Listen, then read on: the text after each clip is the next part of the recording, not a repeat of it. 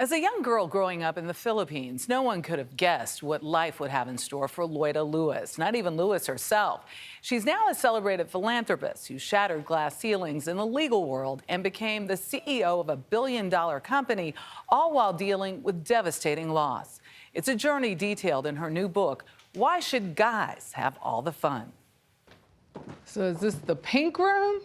We call it the Picasso room. The Picasso, This is his favorite because he won it at an auction. Loida Lewis's art collection was her husband's pride and joy, one the late Reginald Lewis acquired, much like everything else. It's the tenacity of Mr. Lewis.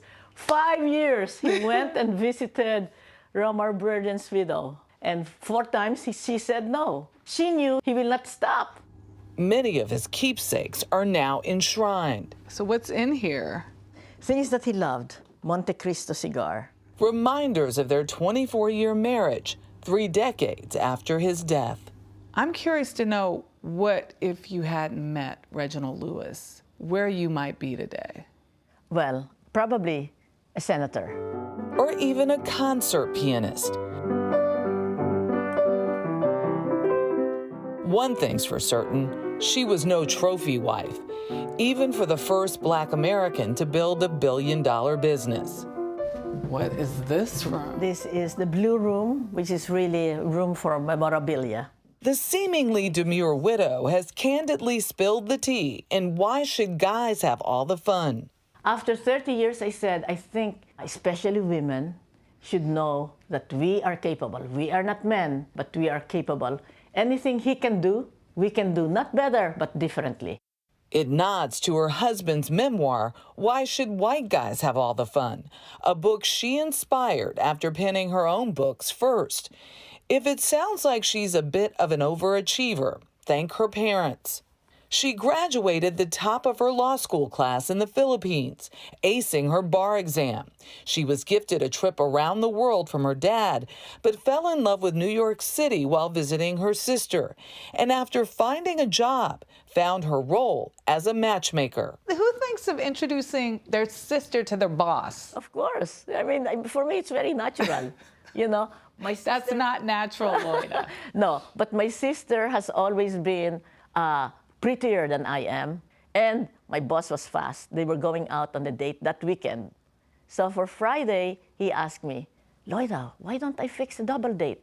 You know, I've never been on a blind date. So that was a new adventure. I said, sure. 6 months later, she proposed to that said date. Then you kind of reneged on the proposal. Yes, yes. Why? Yes. Being married to an American living in the United States means I will leave my country. I will leave my ambition. I will leave my parents. He was brokenhearted. What changed your mind? I was so sad. Having graduated from College of Law, University of the Philippines, I was with the best of the best. And, you know, I knew that Reginald Lewis is different from all of them.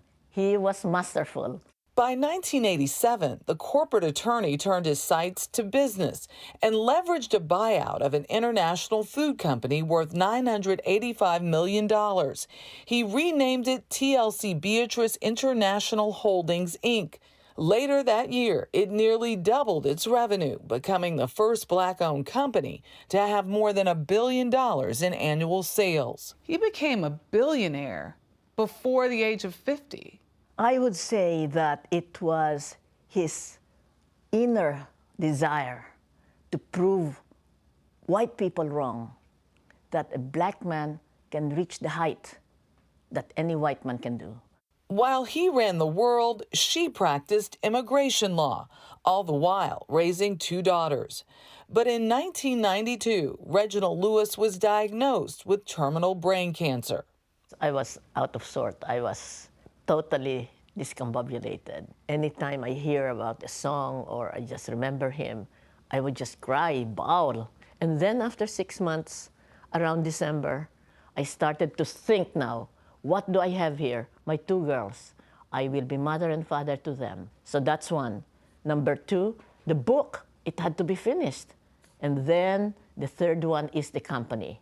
A company on the edge of bankruptcy during the 1993 recession. And after a year-long search, no successor. So Loida took the reins. I'm sure there were detractors. There were people who said, what is she thinking she can do taking over this business? No. Yes. No? I didn't listen. Besides, I came from a very entrepreneurial family. And then, 24 years being married to Reginald Lewis, I was an active listener. And I'm a lawyer. I'm not intimidated by documents. I never heard any negative word. And from my board of directors, if they didn't want me, I can dismiss them because we own 51%. You're like, I got all the cards. Yes, exactly. She raised $2.2 billion in revenue before selling the company. These days, Lewis is building a legacy, a Baltimore museum that bears her husband's name. This museum is a celebration of excellence, and it's a celebration of a family who epitomizes what excellence looks like. Maryland Governor Wes Moore believes it will inspire the next generation, not just in business, but the partnerships that build lives. She's found a way of being able to look at everything that life gives her as not an obstacle, but an opportunity. At 81, Loida Lewis remains full of life, yet she's still a woman very much in love. It's hard. Sorry. No. Yeah, it's hard. Even now, It's hard. 30 even now, years later. 30 years later, yeah. Still have my my wedding ring. Not available. He was your soulmate. Yeah. No. He could have done so many more things. Yes, he was special. Wow, and she still believes there's more that she needs to do to increase people's knowledge of who this man was and what he did. If you recall, TLC Beatrice was the maker of Equal, and Equal sort of like changed the landscape of artificial sweeteners from Sweet and Low, then there was Equal, and then Splenda, and ice cream, and all sorts of other things. He really put it on the map. I feel like I almost learned something about him just by seeing the woman he spent his life with. The confidence, there were doubters. Well, I don't know, I didn't listen to them. Right.